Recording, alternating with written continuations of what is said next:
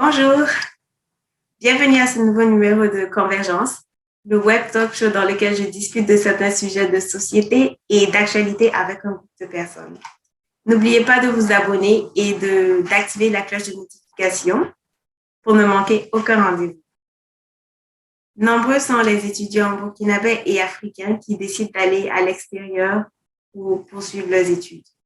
Une fois le savoir et les diplômes acquis, une grande partie renonce carrément à l'idée de retourner au pays. Aujourd'hui, nous allons nous intéresser à 3 personnes qui ont volontairement décidé de retourner au Burkina Faso et de s'établir là-bas. Elles vont nous raconter leur expérience, les raisons pour lesquelles elles ont décidé de rentrer et comment tout se passe actuellement. Merci à cette fois d'avoir accepté mon invitation. Ça me fait super plaisir. Comme si tu nous avais laissé le choix. Franchement, on n'a même pas eu le choix. Donc, Non, moi, elle m'a informée.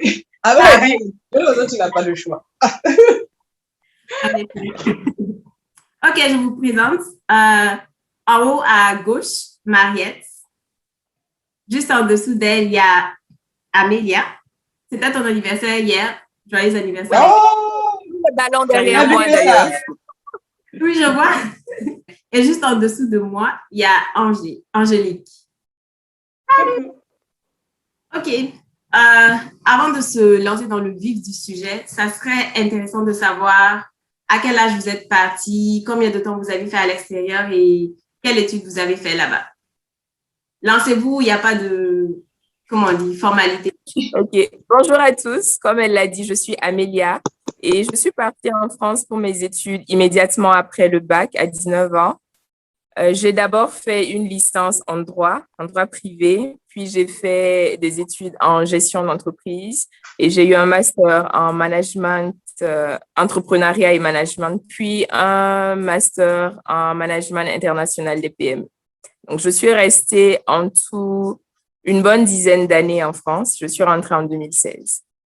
OK. Wow. Je n'ai pas réalisé que tu étais restée si longtemps. Ah, si. Quand même. Hein. Ouais. donc, moi, c'est Angélique. Moi, je ne suis pas partie immédiatement après le bac. Je suis partie plutôt en 2008, après ma licence. Après une licence en gestion économique, je suis partie à Toulouse où j'ai fait un master en stratégie de marque, en marketing. Donc, je suis restée en tout 3 ans en France. Voilà, pour mon parcours en France. Moi, c'est Mariette. Moi, je pense que j'ai quasiment fait toute ma vie dehors. Je suis partie, je devais avoir 10-11 ans. Et je suis rentrée il y a un peu plus de 6 mois. J'ai fait d'abord des études de langue appliquée. Après, passage à vide, j'ai rien foutu pendant 2-3 ans parce que je savais plus trop quoi faire. Et j'ai fait après un master en sciences politiques. Et puis voilà, après ça, je suis rentrée. Okay. Super. Maintenant qu'on a établi ça, on se plonge directement. Et j'aimerais savoir quelles sont les raisons qui vous ont donné envie de rentrer. Qu'est-ce qui a fait un déclic et puis vous avez dit, OK, je rentre chez moi? Je vais répondre en premier. Ouais. Moi, aussi longtemps que je me souvienne, j'ai jamais voulu, même si j'ai grandi à l'extérieur, j'ai jamais voulu rester. Aussi loin que je me souvienne, j'avais toujours eu dans ma tête qu'un jour ou l'autre, j'allais rentrer. Et je trouve même que j'ai tardé avant de venir parce que là, j'ai pris mon temps et tout, j'avais pas fini les études, tout ça. Mais j'ai jamais eu l'intention de rester ailleurs que de revenir au Burkina. Donc, en fait, c'était une évidence, quoi. Ça a pris le temps qu'il fallait, mais voilà. D'accord. Pour ma part, c'est vrai que je suis partie après une licence et j'avais pas défini un temps pour rester en France ou un temps pour rentrer. Pour moi, je me suis dit, écoute, on y va, on fait des études, tu fais une spécialisation dans ce qui te plaît, notamment le marketing. Et après, si tu as de la chance d'avoir un boulot sur place, tant mieux. Sinon, tu rentres. Mais après, j'avais rien défini de clair, quoi. Maintenant, pour le petit déclic qui m'a fait rentrer, si je peux rentrer dans le vif du sujet, Moi, je pense qu'il y a deux raisons pour ma part. La première raison, c'est la difficulté, pour moi en tout cas, à trouver du boulot sur place. Ne serait-ce même qu'un stage, c'était très compliqué. Et après, voilà. Donc, ça, c'est la première raison. Une raison beaucoup plus personnelle, je pense, c'est la perte de mon frère en 2010. Voilà. Et après ça, je me suis dit, il était hors de question que je me trouve loin de ma famille. Et pour moi, c'était le déclic, quoi. Un mois après, je suis rentrée définitivement. Donc, ce sont mes deux raisons. Ouais. Et Amélia? D'accord. Eh bien, comme Mariette, hein, je n'ai jamais eu l'ambition de rester définitivement en France. Et même 10 ans, je pensais jamais faire 10 ans en France. Hein. Je pensais finir mes études et puis c'est bon, je retourne chez moi. J'y étais avec mon frère et lui, il a fini beaucoup plus tôt en 2012 et il est rentré. Je lui ai même dit, tu pars, tu me laisses. Comment je vais faire ici en France? Il me dit, bah, c'est normal, il faut quand même que je rentre construire ma vie. Et donc, j'avais encore mon master à faire. Je suis restée un peu plus longtemps et j'avais un copain sur place. Donc, bon, voilà. L'un et dans l'autre, la question ne se posait pas trop, mais il est ivoirien, donc c'était prévu qu'on allait revenir en Afrique, je ne sais pas où. Et après, il y a eu une rupture. Tout ça, ça fait partie, hein, bien sûr. Il y a eu une rupture qui n'était pas très jolie. Et l'un dans l'autre, j'ai passé quand même une bonne année à vide. Je travaillais, c'est vrai, j'avais mes revenus, mais après, je me suis dit, j'ai plus envie, c'est bon. En fait, ça a juste été une décision sur le moment. J'ai commencé à vendre mes affaires et puis j'ai rendu mon appartement. J'ai pris mon billet. Mon frère m'a demandé, tu es sûr que tu veux rentrer? Je dis non, je suis pas sûre que je veux rentrer. Mais je suis pas sûre que je veux rester aussi en France. Donc, quitte à ne pas être sûre, bah, je préfère ne pas être sûre chez moi à la maison, en fait. Donc, voilà.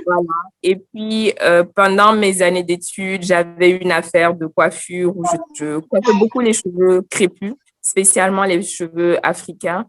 Et j'ai eu beaucoup d'interactions avec mes camarades qui étaient restés au Burkina où je me rendais compte qu'il y avait une complète méconnaissance des cheveux naturels. Et tout ça, ça me donnait envie de rentrer, de pouvoir voir ce que je peux faire, de pouvoir découvrir mais pourquoi, comment. Alors, il y avait plein d'effusions d'idées comme ça dans ma tête qui ont fait que j'étais juste pressée et contente de rentrer chez moi. Et c'était pas planifié, ça s'est juste fait en janvier 2016. J'ai juste décidé, c'est bon, j'en ai marre, je rentre chez moi. Et puis voilà, ça s'est fait comme ça. OK, mais c'est intéressant de voir que malgré toutes ces années passées à l'extérieur pour Amélia et Mariette, vous avez toujours voulu quand même rentrer. Parce qu'il y a beaucoup de gens qui vont dans cette optique de OK, je vais finir mes études, mais il y a tellement de gens, quelles que soient les conditions là-bas, ils sont toujours en train de souffrir au lieu de se dire, OK, je vais peut-être rentrer chez moi et essayer de construire quelque chose, créer quelque chose, utiliser mon expérience. Mais je comprends parce qu'il y a beaucoup à mon niveau, je suis en train de vouloir rentrer aussi, mais j'ai beaucoup d'appréhension. Pour vous, déjà là-bas, est-ce qu'avant de rentrer, vous aviez eu certaines appréhensions qui vous ont fait vraiment douter de est-ce que je dois vraiment rentrer et tout ça? Tout à fait. Obligé. J'ai une cousine qui m'a dit, Mariette, tu es une hybride. C'est exactement ça. Je te jure, je suis venue à l'aveugle. Je me suis dit, oh, c'est chez toi. Là-bas, tu n'es pas chez toi. Qu'est-ce qui peut arriver? Je suis arrivée, mais je t'avoue que les premières semaines, les 2 premiers mois, je hurlais au fond de mon corps. J'avais envie de fuir. Mais tu vas fuir, aller où? C'est chez toi ici. Tu vas aller où? Franchement, c'était pas simple. Avec moi, mes appréhensions sont arrivées quand je suis arrivée, en fait. Quand j'étais là-bas, je me disais, oh, je rentre, j'étais toute contente et tout. Je me disais, allez, vas-y, rentre, ça va être bien. Ma grande sœur est là depuis 2014. Elle s'y est faite, même si je trouve qu'elle, elle est plus forte que moi. Mais je me suis dit, on était toutes les deux là-bas et tout. Elle est rentrée, elle n'est pas morte. Tu peux pas mourir. Les autres arrivent derrière toi aussi, ils vont pas mourir. Donc, allons-y. Et puis, franchement, je vis ma meilleure vie, j'ai envie de te dire. Franchement, je ne regrette pas. Du tout. Bravo. Ouais, bravo. J'avoue que moi, avant de rentrer, j'avais des appréhensions parce que j'ai quand même discuté avec certaines personnes qui étaient déjà là, qui ont vécu à l'étranger, pas forcément en Occident, hein, peut-être en Afrique ou aux États-Unis, et qui étaient rentrées et qui m'ont dit, Amélia, si tu rentres, soit tu es sûr d'avoir un emploi avec un parent, quelqu'un que tu connais, soit tu crées ta boîte. Parce que ici, vraiment, le marché de l'emploi, c'est la jungle. Et j'avoue que je n'ai fait aucune prospection avant de rentrer. Et ça faisait quand même quelques années que je n'étais pas rentrée. Ça faisait au moins 4 ans que je n'étais pas rentrée. Et même les amis qui étaient sur place, qui me disent, mais tu rentres, tu as trouvé quelque chose sur place, c'est pour ça que tu rentres. Je dis, non, je n'ai rien cherché, je ne suis pas rentrée, je n'ai pas cherché. Je dis, mais tu es malade, tu rentres. Travaille ici, cherche un peu d'expérience avant de rentrer. J'ai eu la même réflexion. C'est ça, en fait. Il y a plein de gens qui te conseillent ça, mais c'est un gros piège. Parce que pour connaître des gens qui travaillent sur place, je sais que quand tu commences à travailler, tu t'installes dans un certain confort, après tu crées ta vie autour. Si tu as la chance de te marier là-bas, tu te maries, tu auras des enfants, tu dis, bon, plus tard, je me donne 2 ans, je me donne 5 ans et tu fais 20 ans là-bas. Et vraiment, je pense que tu sais ce que je veux dire, Coco. Carrément. Carrément. Moi, ça fait quoi? Ça fait 15 ans maintenant. Chaque fois, je me dis, OK, je vais y aller. Mais plus tu restes, moins tu as des chances de rentrer, en fait. Ouais. Donc, quand je suis rentrée, j'avoue que j'ai eu beaucoup de chance. Je n'ai pas trimé avant de trouver du travail ici. J'ai fait quand même 1 mois et demi sans travailler parce que j'étais en mode vacances. Vraiment, je ne fais rien. Full douce. Et mes parents m'ont dit à un moment donné, bon, je pense que tu n'es pas rentré en vacances, hein, tu es rentré définitivement, donc il faut faire quelque chose. Aïe, je vous coûte si cher que ça. Donc, quand j'ai commencé à chercher, j'ai pas eu de peine à trouver. Mais malgré ça, la France me manquait. Quelques mois après, ça me manquait. J'avais 10 ans quand même, quand tu pars et que tu es aussi jeune, tu te construis là-bas, en fait. Tu te fais là-bas, tu grandis là-bas, tu as une mentalité qui se forge plus ou moins là-bas et se confronter aux réalités sociales ici, c'était pas le plus évident, c'était pas le plus aisé, même dans la famille, hein, il y a des choses, t'es pas au même niveau que tout le monde. Et donc, c'était assez compliqué au début, c'était vraiment compliqué. Donc, mais je ne regrette pas. Honnêtement, je ne regrette absolument pas. Je suis hyper contente d'être rentrée. Je m'éclate. Et que toi, quelle a été ton expérience, tes appréhensions et tout avant de rentrer? Moi, après, c'est pas forcément le même vécu parce que moi, j'ai pas eu à faire autant d'années que vous. Donc, c'était beaucoup moins difficile. Et moi, je dirais même que c'était plutôt, j'avais hâte de rentrer. Parce que, comme je vous le dis, déjà en Master 1, il faut trouver un stage que j'ai trouvé avec quelques difficultés. Et ma dernière année, mon Master 2, un stage que j'ai pas du tout trouvé. Et Dieu sait que j'ai fait le tour de la France pour plein d'entretiens et j'ai trouvé ça. J'étais obligée de revenir pour faire mon stage ici, au pays. Donc, ça m'a un peu dégoûtée. Ça m'a un peu dégoûtée du système professionnel français. Et j'avoue que j'avais hâte de partir.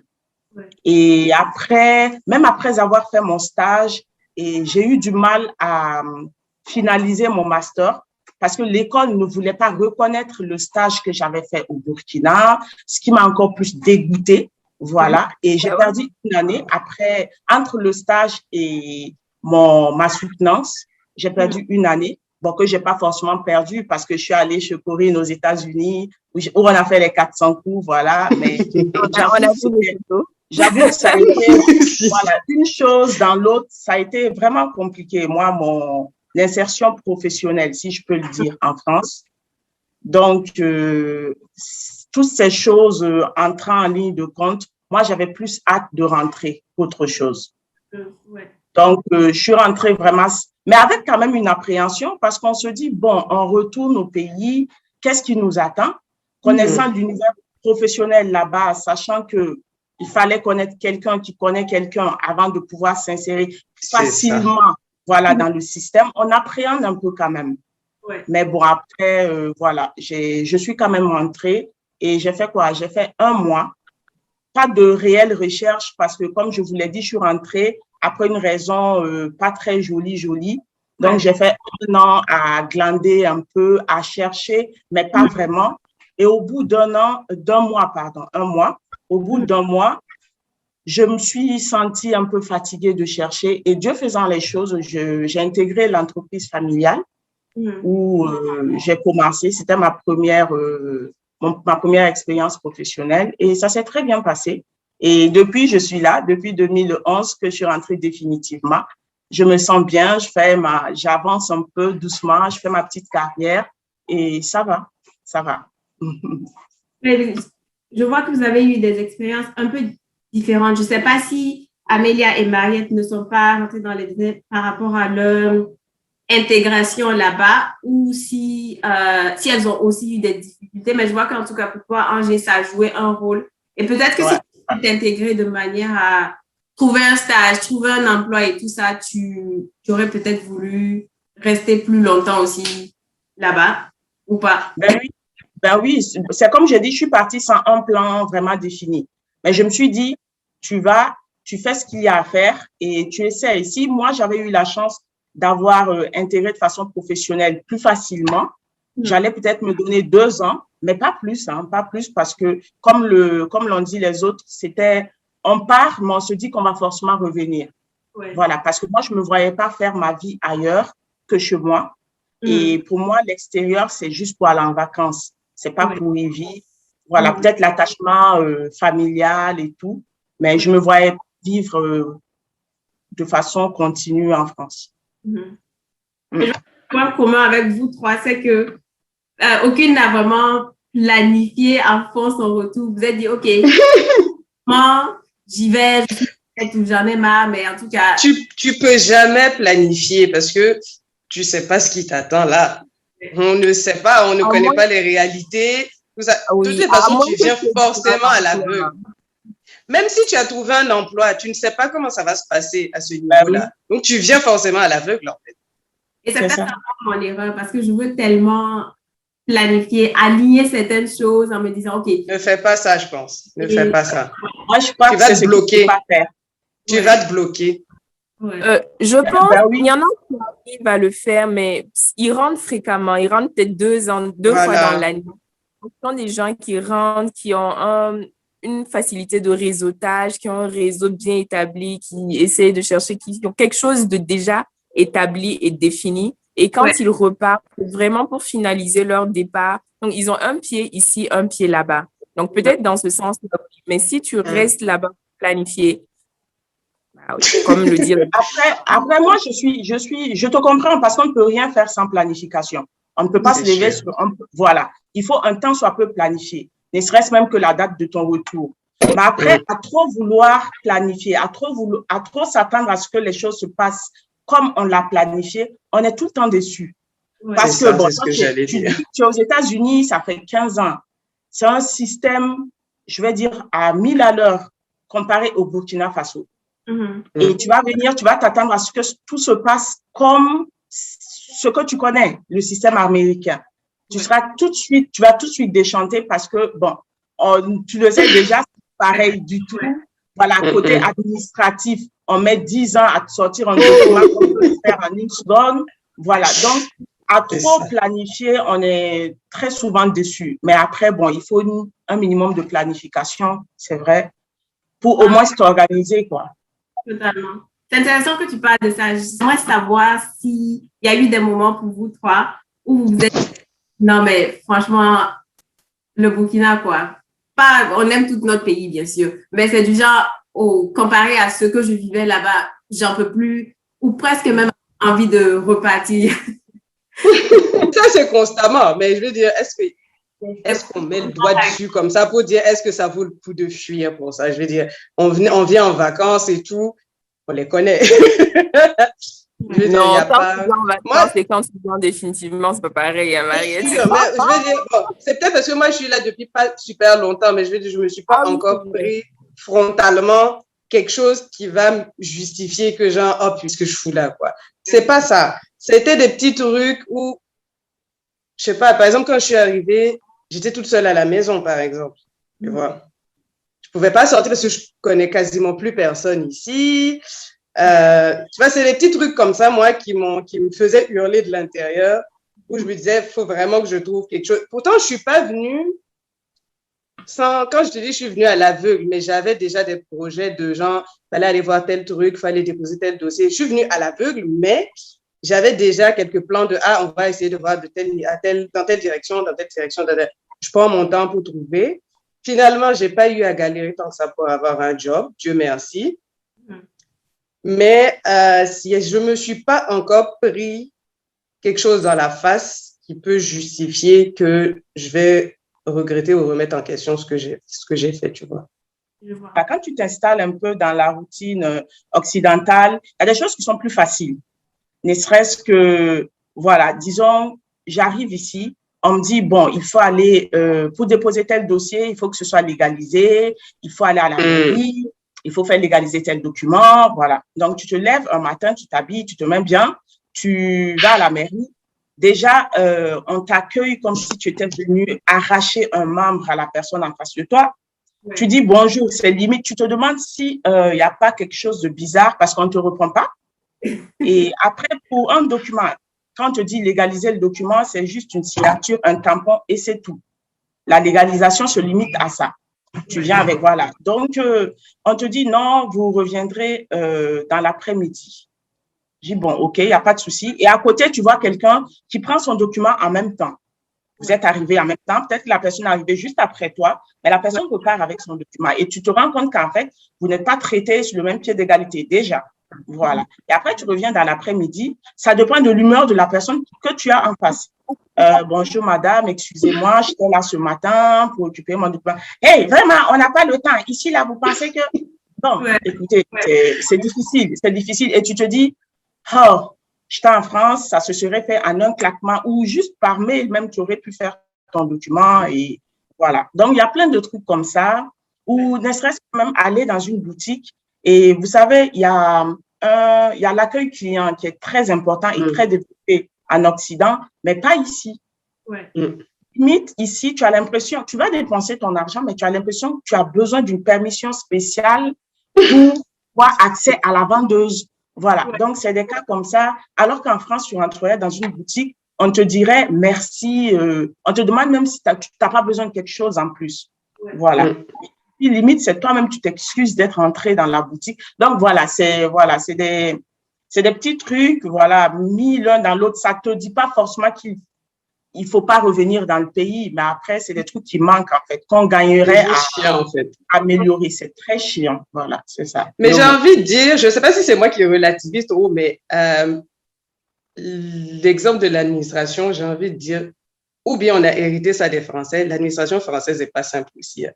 Donc, je me dis, il y a des fois, je me dis, j'ai vécu des situations dans des préfectures et tout ça, en France, par exemple. On est des petits joueurs ici. Donc, je ne sais pas si c'est ça qui me fait relativiser. Des fois, je me dis, oh, les gens sont bizarres partout. Donc, côté administration, c'est vrai que c'est très énervant si les gens ont des comportements bizarres, mais je me dis, peut-être que je prends un peu plus sur moi parce que j'ai vécu des trucs bizarres avec l'administration française. C'est pas mieux, quoi. D'accord. Donc, voilà. Pour ma part, c'est surtout au niveau de la banque que j'ai du mal. Moi, c'est la banque, c'est ma bête noire depuis 2013 que je suis rentrée jusqu'aujourd'hui. La banque me doit, mais je n'ose pas partir à la banque. Parce que tu vas pour une opération qui va te prendre 5 minutes avec ton conseiller client, tu vas mettre 2 heures de temps à la banque. 2 heures? J'ai entendu, il y en a qui font toute une demi-journée à la banque. Mais oui, c'est ça. Tu vas finir toute ta journée, mais je ne comprends pas. Et j'en viens même à leur dire, mais madame, vous perdez du temps, vous gaspillez du temps, vous perdez des clients avec votre gestion.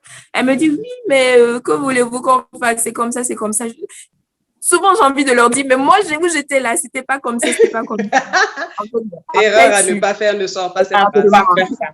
On ne va pas la dire, cette phrase-là. On va même pas te regarder. Donc, vraiment, so far, c'est vraiment la banque là qui est mon… Sinon, l'administration, bon.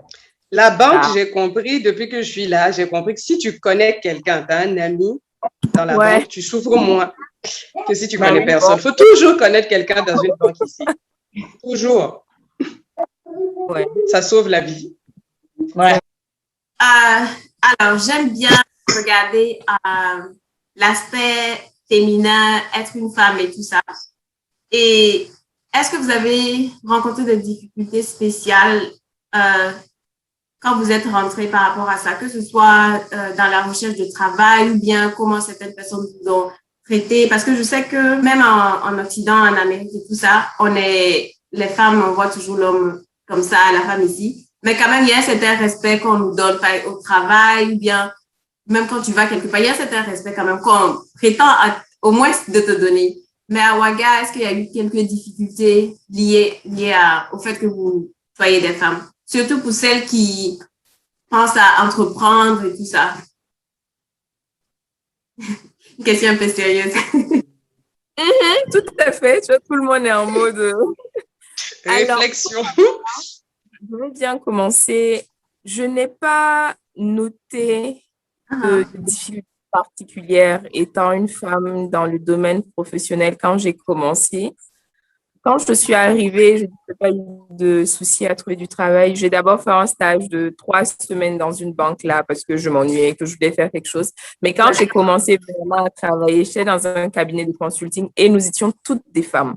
Là, le directeur général, il embauchait que des femmes. Donc, bon, il n'y a pas eu de souci à ce niveau-là. Je pense que c'était lui aussi sa politique de genre ou de mettre au devant la femme, les compétences de la femme. Et je l'en remercie pour ça. Après ça, je suis allée dans l'administration publique. Hein. Mais là, je dirais plutôt que c'était ma jeunesse, mon jeune âge qui était un peu mis en avant et que les gens m'ont un tout petit peu fatiguée par rapport à ça. Autrement, étant femme et étant entrepreneur, pas vraiment. En même temps, je suis quand même un peu, tu vois, rentre dedans. C'est vrai. Je me laisse pas intimider par ces choses-là. Ça me plaît d'entendre ça, que tu n'as pas eu des difficultés spéciales. Je suis contente quand j'entends ça. J'avoue que non.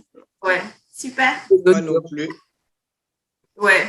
Pas de réflexion par rapport à ce fait-là du tout. En tout cas, pour le moment, non. Pour ma part, quand j'intègre ma première structure, j'étais la seule femme.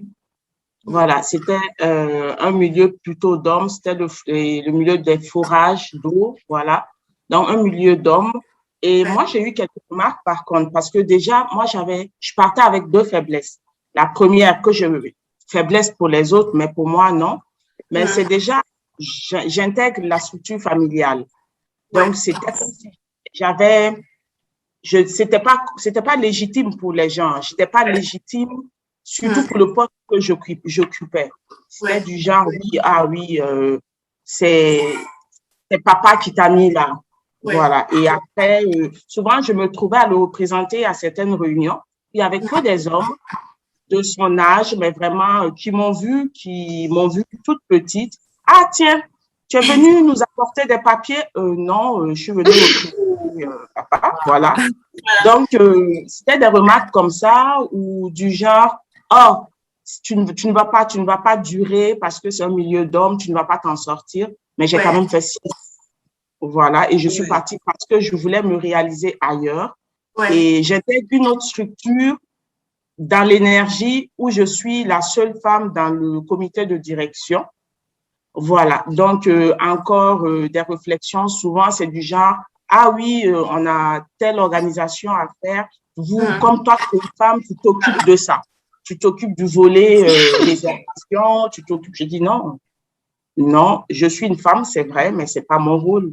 Voilà. Donc, je suis là par mes compétences et voilà. Donc, autant je peux le faire parce que je sais le faire, autant un autre collègue pourra le faire aussi. Donc, mais Dieu merci, je ne laisse pas forcément faire. Je respecte, mais quand même, je dis les choses et quand ça ne me convient pas, je le dis. Et je pense que c'est ce qu'il faut faire. Partout arriver, que ce soit parce que tu es une femme, que ce soit parce que tu es plus jeune ou parce que, voilà, pour diverses raisons, on tendra à te rappeler que tu n'es pas à ta place ou que si tu es là, c'est parce que, voilà, il y a toujours une raison pour justifier pour moi la médiocrité des autres. Voilà. Donc, non, moi, j'appelle ça comme ça, c'est de la médiocrité. Voilà. Et du coup, moi, quand tu me dis ça, moi, je te rappelle que je suis compétente et voire même plus compétente parce que pour les femmes, c'est plus difficile d'accéder à certains postes. Voilà, que pour les hommes. Et ça, si on ne le dit pas, voilà, on se cache un peu le, voilà. Donc, c'est ça. Moi, j'ai rencontré quelques difficultés, mais qui ne sont pas forcément insoutenables et il ne faut pas se laisser faire. Il faut s'affirmer, je pense. Voilà. Donc, pour ma part, c'est ça. C'est déjà bien de voir qu'il y a différentes expériences et que peut-être en rentrant, tu peux ne même pas rencontrer ça parce que des fois, moi, je pense à ça. Et puis, le fait que j'ai l'air jeune et tout ça, ça fait tellement de facteurs qui ajoutaient. Des fois, on n'arrive pas à vraiment te prendre au sérieux, mais c'est clair que c'est aussi à toi de t'affirmer et puis de montrer que voilà, tu as des compétences. Et surtout, tu as une expérience non seulement du pays, mais aussi de l'extérieur. Et je pense que tout ça mélangé, ça donne quelque chose de bien, d'intéressant et qui a de la valeur. Tout à fait. Quand je pense à rentrer au pays, je pense à créer un business, je pense à avoir un certain impact sur les gens autour de moi, créer de l'emploi. Je ne pense pas vraiment à rentrer pour travailler encore dans des bureaux parce que j'ai fait ça pendant un certain nombre d'années ici. Maintenant, pour vous qui êtes sur place, et je sais que toutes les trois vous connaissant, je sais que vous êtes entreprenante et que vous avez toutes des idées de business que vous voulez réaliser. Pour ceux qui sont à l'extérieur et qui pensent à rentrer pour faire la même chose, est-ce que vous pouvez partager votre expérience sur l'entrepreneuriat à Ouaga après avoir été à l'extérieur quand tu rentres? Voilà. OK. Moi, je pense qu'il faut quand même, pour entreprendre, faut revenir, en fait. Tu peux pas rester là-bas et puis même si tu as ton plan bien tracé, tant que tu viens pas et voir de tes yeux, ça, tu pourras jamais y arriver, en fait. Moi, j'ai un frère qui a un cerveau qui carbure aux idées à entreprendre, par exemple. Et quand on revenait et qu'on essayait de mettre sur place les différentes idées qu'on avait et tout, franchement, on s'est rendu compte qu'en fait, de loin, tu peux pas y arriver. Parce que quand on venait et puis maintenant, on commençait à tâter du terrain, de voir comment ça peut se faire et tout, mais on s'est cassé la gueule. On s'est cassé la gueule. Donc, en fait, il faut trace tes plans et puis ne mets pas la pression et quand tu vas arriver, tu verras ce qui est réalisable, ce qui n'est pas réalisable, ce qu'il faut modifier dans tes plans. Parce que là, à distance comme ça, tu es trop loin, tu es resté trop longtemps dehors. Il y a plein de choses que tu ne sais pas en fait ici. C'est ça. On découvre tous les jours. Moi, j'apprends tous les jours. Et dès que tu viens, te mets pas la pression de vouloir tout de suite activer tout ça, en fait. Laisse-toi le temps d'observer, de voir comment ça se passe, de te réimprégner du pays avant de... Alors, sérieux, il faut te réimprégner, c'est nécessaire. Il faut que tu prennes la température locale avant de te lancer, sinon, c'est pas possible. Je vois. C'est cordial. Voilà, comme dit Mariette, quand tu disais éviter certains couacs, il y a plein de couacs que tu ne pourras pas éviter. En fait, c'est la vie même de l'entrepreneur comme ça. Il y a plein de choses. Il faut juste être prête à pouvoir minimiser, à être très réactif, en fait, pour pouvoir minimiser. Et aussi, il faut avoir déjà le domaine dans lequel tu veux entreprendre. Si déjà ça, c'est vraiment clair dans ta tête, que tu établis ton plan d'affaires, tu pourras l'établir, le finaliser que quand tu vas rentrer. Je sais que tu as eu à entreprendre, tu as eu des projets. Il y en a qui ont marché, il y en a qui n'ont pas marché. Mais toi, tu dirais qui sont les raisons, par exemple, spécifiquement à Ouaga qui ont fait que certaines choses n'ont pas marché? Donc, moi, je dirais que être à l'extérieur, déjà, c'est une chance parce que on est ouvert à beaucoup plus d'innovation. On est dans un pays assez, je vais pas dire pauvre, mais pauvre quand même, voilà. Et tout est à faire ici. Et tout qu'on voit dehors sont des opportunités ici. Maintenant, après, l'œil qu'on a quand on est à l'extérieur, on n'a pas vraiment toutes les pièces du puzzle en étant à l'extérieur. l'une des premières choses qu'il faut prendre en compte, c'est sa passion. C'est ce qu'on aime vraiment. Ne pas se lancer dans un business parce que l'autre fait comme ça ou parce que ça marche pour l'autre. Voilà. Ce qui m'a manqué, c'est pas la passion, c'est peut-être même pas les moyens, mais c'est le temps qui m'a manqué. Le temps et parce que je voulais jongler entre boulot, affaires, famille. Voilà. À un moment, on manque de temps. On manque énormément de temps pour être là, pour contrôler, pour veiller à ce que tout marche bien. Et je pense que pour ma part, c'est ce qui a vraiment manqué. Et à un moment, je me suis assise, j'ai fait le point et je me suis recentrée. Je me suis dit, bon, là, je me concentre vraiment sur ma carrière professionnelle uniquement. Et l'entrepreneuriat, voilà, c'est quelque chose qui me plaît, c'est quelque chose dans lequel je me réalise, voilà. Mais ce n'est pas le bon moment pour moi en ce moment. J'ai des enfants en bas âge, j'ai le professionnel que je dois gérer, j'ai la famille que je dois gérer et voilà, en tant que jeune mère, jeune épouse, j'apprends à gérer tout ça ensemble. Moi, c'est vraiment le temps qui m'a manqué. Et donc, comme je dirais, comme conseil, c'est de venir avec les innovations qu'on voit à l'extérieur, mais de l'adapter à notre pays, de l'adapter à nos réalités. Voilà. Et de vraiment persévérer parce que il y aura toujours des difficultés, manque de moyens financiers, moyens personnels même souvent pour nous aider à réaliser certains projets. Voilà. Donc, le tout, c'est de vraiment tenir et de ne pas laisser tomber à la première difficulté. Voilà. Je peux rajouter quelque chose avant que tu passes à une autre question. Il faut entreprendre dans quelque chose que tu aimes vraiment. Parce que si tu quittes le salariat ou c'est quelqu'un qui a monté son business et que tu viens contribuer à réaliser le rêve de quelqu'un pour rentrer dans l'entrepreneuriat, il faut vraiment que ce soit quelque chose qui te prenne par les tripes, quoi, en fait. Quelque chose qui, bah, tu te casses la gueule, tu as envie quand même de te battre pour remonter le truc, que ce soit quelque chose, quand tu vas parler devant les investisseurs, que eux-mêmes, au-delà du produit, en fait, l'envie que tu donnes, la passion avec laquelle tu en parles, qui disent non, c'est bon. En fait, c'est pas sur le produit qu'on investit, mais c'est sur toi qu'on investit. Il faut vraiment que tu puisses dégager ça et c'est très important. Ouais. C'est très intéressant tout ce que vous dites parce que très souvent, quand les gens parlent de l'entrepreneuriat à Ouaga ou en Afrique en général, tout le monde se plaint, c'est compliqué, il n'y a pas beaucoup de ressources, il y a ci, il y a ça, il y a beaucoup plus de côtés négatifs que je vois que les gens mentionnent.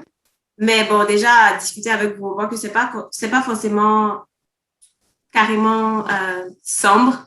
Il y a une lumière et puis voilà. Il y aura toujours des gens qui vont essayer de te mettre des bâtons dans les roues. Mais comme disait Amélia, si tu y crois et tu aimes ce que tu veux entreprendre, là, je crois qu'il n'y a rien qui peut te démotiver, en fait.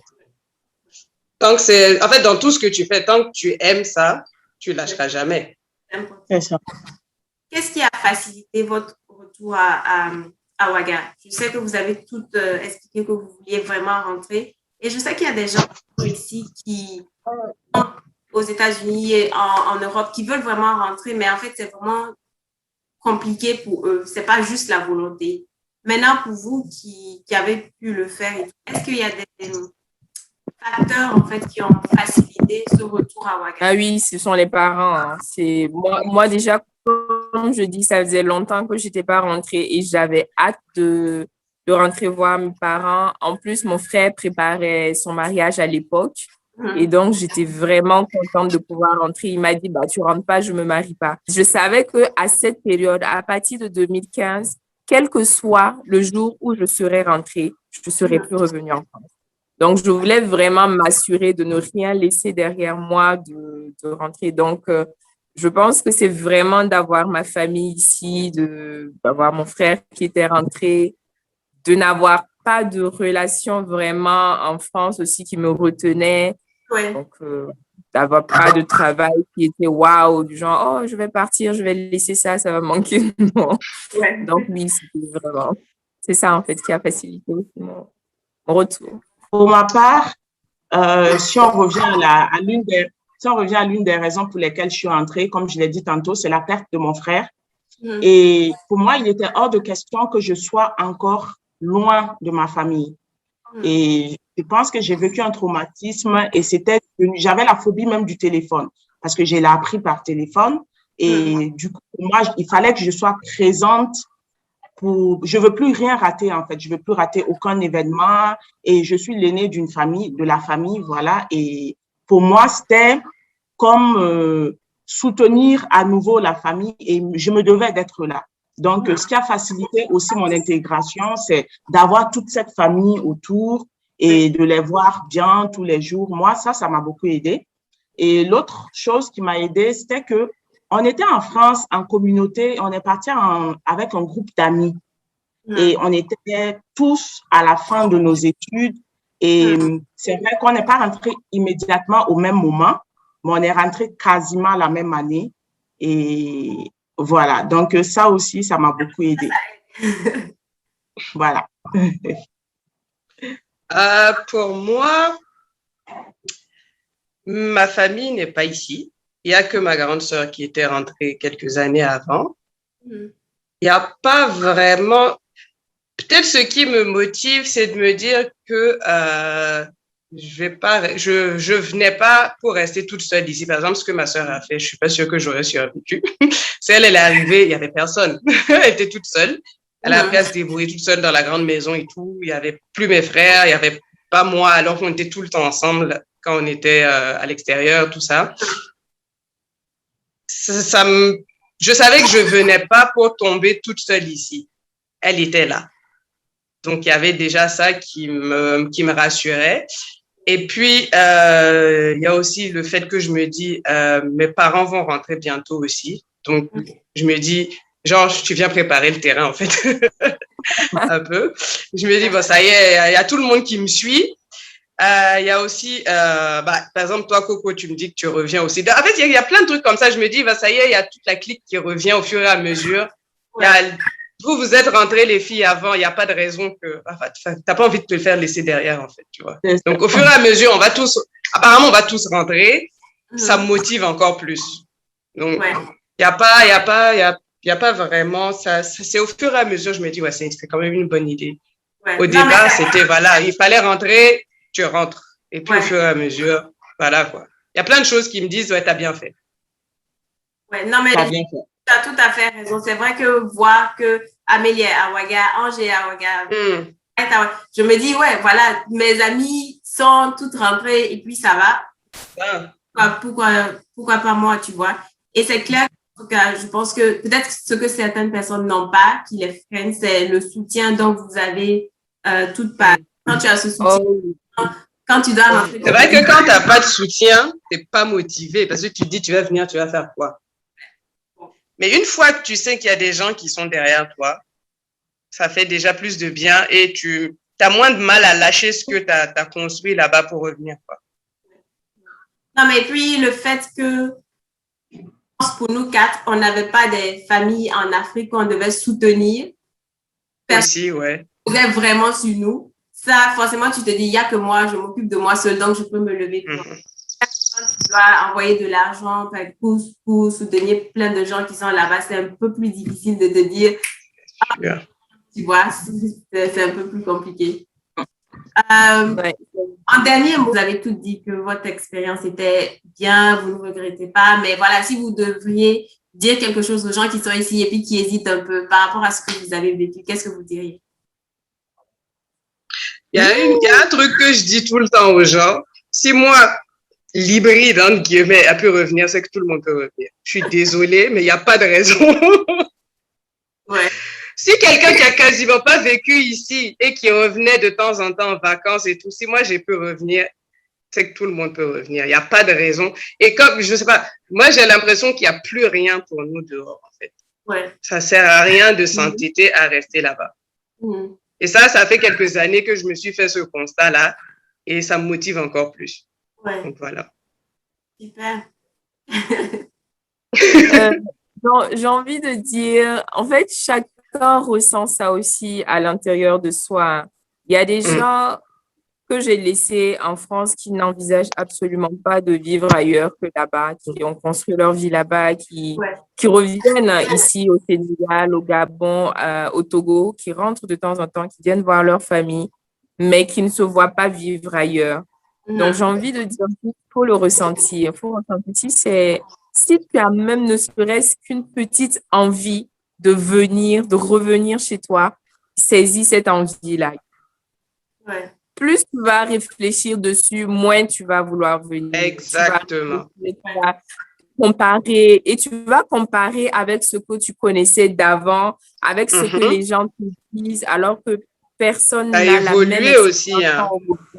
Ne serait-ce que nous trois, là, on n'a pas vécu la même chose à notre tour. Donc, il faut pas... Si tu as planifié, tu te dis tu rentres dans 2 ans, fais tes choses et sois sûr que dans 2 ans, tu vas rentrer. Vraiment, il ne faut pas essayer même de postponer ça. C'est gâté. C'est gâté. Plus tu repousses, moins tu auras envie de revenir, en fait. Voilà. Moi, ce que je vais rajouter à tout ce que vous avez dit, c'est, comme on l'a dit, c'est si tu as envie vraiment de rentrer, c'est vrai qu'il y a des appréhensions, c'est vrai que tu peux avoir peur de l'inconnu, parce que c'est l'inconnu, même si ça a été ton pays, tu l'as quitté depuis un moment et tu n'as plus forcément une bonne visibilité de ce qui s'y passe. Mais moi, je peux dire qu'il y a plein d'opportunités, il y a plein de choses à faire, tout reste à faire en fait. Tout est à construire et ce n'est que nous qui allons construire ce pays. Et voilà. Donc, si on a vraiment envie de venir, il y a la peur, c'est vrai, mais voilà, on revient, on s'adapte, on se réadapte et je pense que tout ira pour le mieux. En même temps, la peur, on l'avait en partant. C'était un inconnu aussi devant quand on partait. Ça. Donc, quand tu reviens aussi, c'est un inconnu encore. C'est pas simple, hein?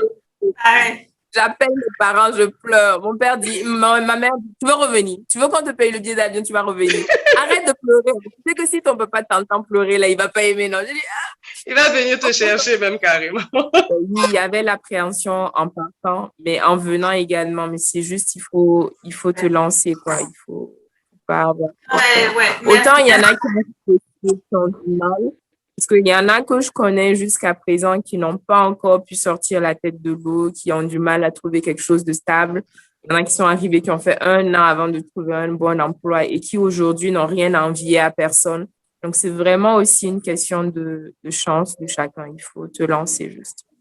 Mais c'est très bien de voir ces gens qui rentrent et puis ça a marché quand même. Parce que tout le monde, quand on est à l'extérieur, on se dit « Ah, tu vas laisser ce que tu as ici pour aller. » Parce qu'on se dit toujours que ça sera la galère, quoi. Donc, quand on voit 3 personnes comme vous rentrer à Ouaga et puis tout se passe bien, ça donne vraiment, voilà, c'est ça exactement, ça donne envie et puis je suis sûre que ça va motiver certaines personnes qui ont envie de rentrer mais qui hésitaient un peu à se dire pourquoi ne pas se lancer. Donc, merci à tous. On espère. Ciao. Alors, j'espère que vous avez eu du plaisir à nous suivre. Merci à tous ceux qui l'ont fait. Si vous avez eu une idée de thème que vous aimeriez que j'aborde, n'hésitez pas à le laisser en commentaire ou vous pouvez aussi m'envoyer un email. On se retrouve très prochainement pour un nouveau numéro de Convergence. Au revoir!